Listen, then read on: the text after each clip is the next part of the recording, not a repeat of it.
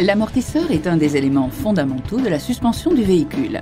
Sa fonction est d'arrêter les oscillations et d'offrir contrôle, adhérence, stabilité et confort aux occupants du véhicule.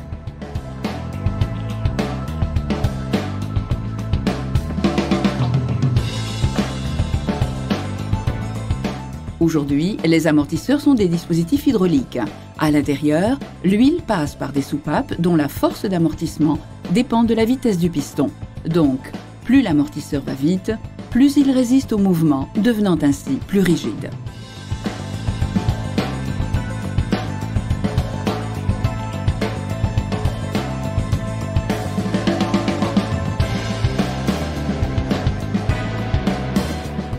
Le type d'amortisseur le plus utilisé actuellement sur les véhicules motorisés est l'amortisseur hydraulique télescopique.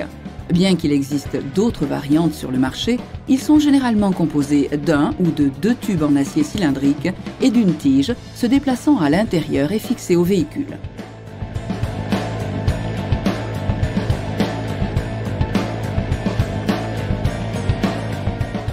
Dans ce système, des soupapes calibrées permettent de régler les forces de compression et de rebond en contrôlant le flux d'huile en fonction des conditions de conduite.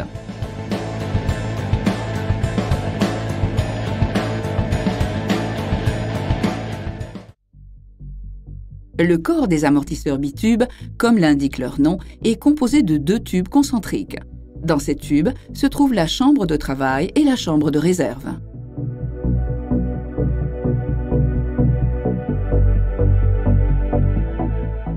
Pour que l'amortisseur puisse bien jouer son rôle, la chambre de travail doit toujours être remplie d'huile, car toute pénétration d'air endommagerait les soupapes.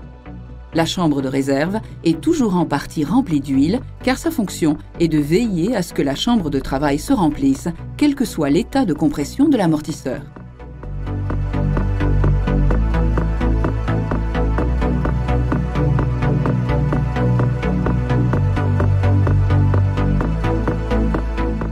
Les deux tubes sont séparés et une soupape de compression se trouve à la base de la chambre de travail.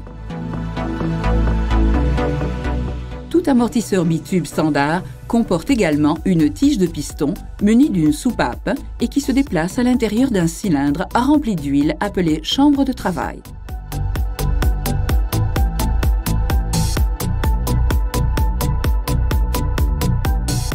Dans cette soupape de rebond, trois éléments contrôlent le débit de l'huile. Des disques flexibles, avec orifice de purge pour contrôler la force à faible vitesse du piston, 0,12 mètres par seconde. Un jeu de disques flexibles pour contrôler la force à vitesse moyenne, 0,42 mètres par seconde. Et un cylindre central perforé ou interface qui gère la force à grande vitesse, 0,76 mètres par seconde.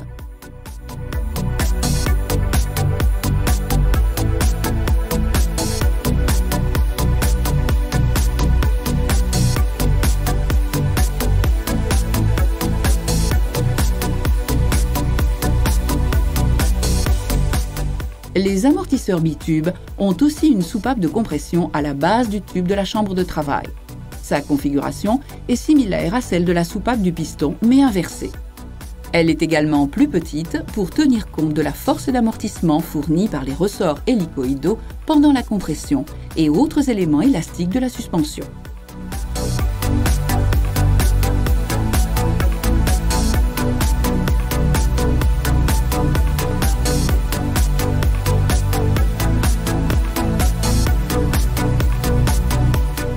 Quand l'amortisseur se comprime, à cause d'une irrégularité du sol, la tige entre dans la chambre de travail et y fait augmenter la pression de l'huile.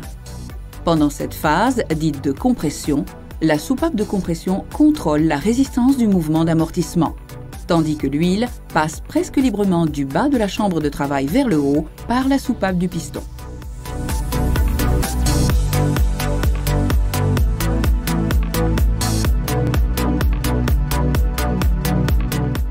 L'augmentation de la pression de l'huile dans la chambre de travail fait s'ouvrir progressivement la soupape de compression et l'huile excédentaire passe de manière contrôlée dans le tube de réserve.